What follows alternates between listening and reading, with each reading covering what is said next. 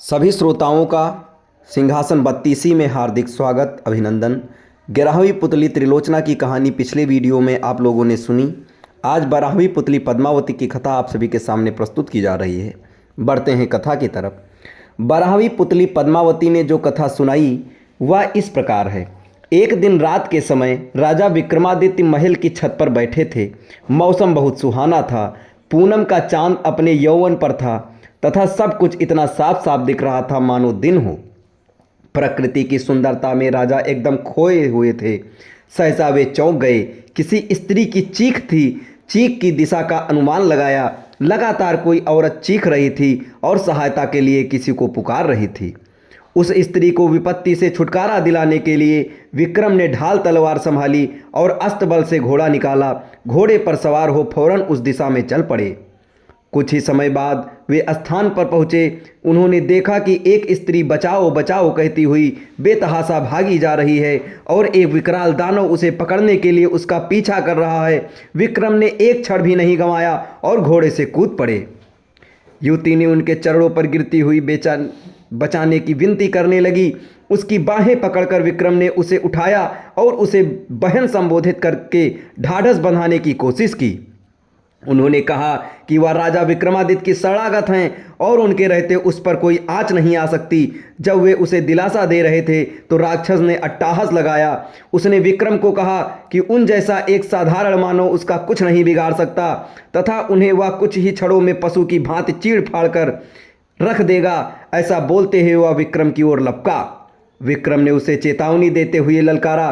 राक्षस ने उनकी चेतावनी का उपहास किया। उसे लग रहा था कि विक्रम को वह पत्थर में मसल देगा। वह उनकी ओर बढ़ता रहा। विक्रम भी पूरे सावधान थे। वह ज्यों ही विक्रम को पकड़ने के लिए बढ़ा, विक्रम ने अपने को बचाकर उस पर तलवार से वार किया। राक्षस भी अत्यंत फुर्तीला था। उसने पैतरा बदलकर खुद को बचा लिया और भिड़ गया। दोनों में घमासान युद्ध होने लगा। विक्रम ने इतनी फुर्ती और चतुराई से युद्ध किया कि राक्षस थकान से चूर हो गया तथा शिथिल पड़ गया।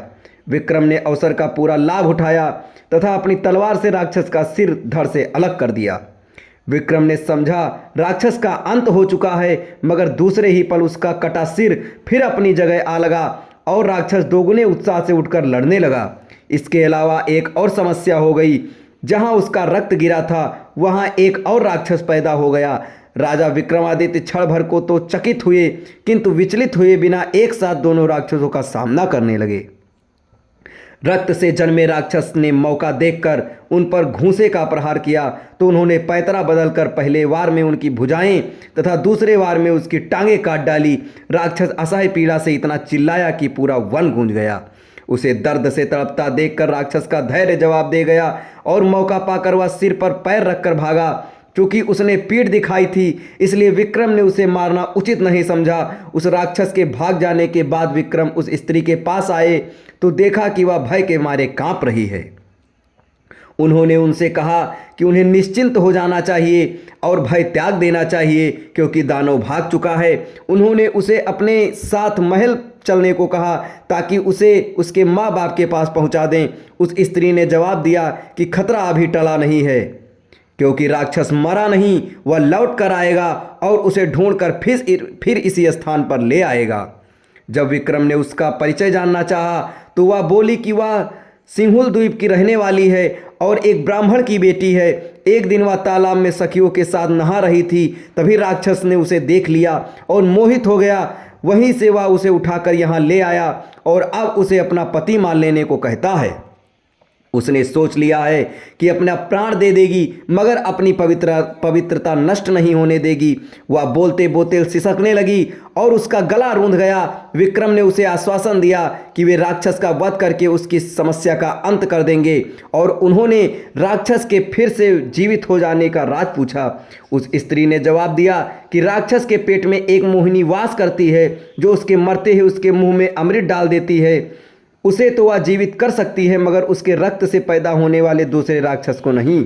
इसलिए वह दूसरा राक्षस अपंग होकर दम तोड़ रहा है। यह सुनकर विक्रम ने कहा कि वे प्रण करते हैं कि उस राक्षस का वध किए बगैर अपने महल नहीं लौटेंगे, चाहे कितनी भी प्रतीक्षा क्यों न करनी पड़े। उन्होंने जब उससे मोहिनी के बारे में पूछा तो स्त्री ने अनभिज्ञता जताई।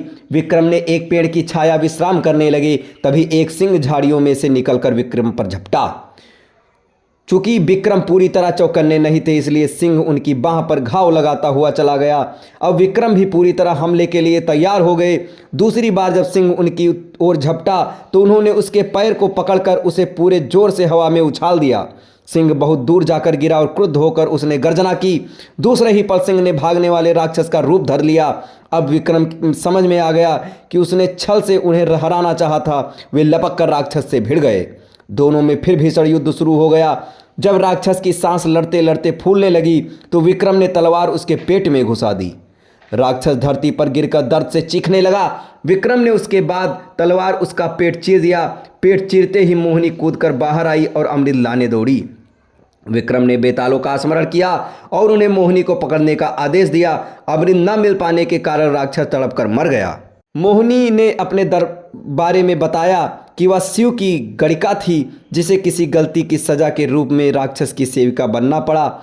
महल लौटकर विक्रम ने ब्राह्मण कन्या को उसके माता पिता को सौंप दिया और मोहिनी से खुद विधिवत विवाह कर लिया। अब अगले पुतले की कहानी आपको अगले वीडियो में बताई जाएगी। तब तक हमारे साथ बने रहें। धन्यवाद।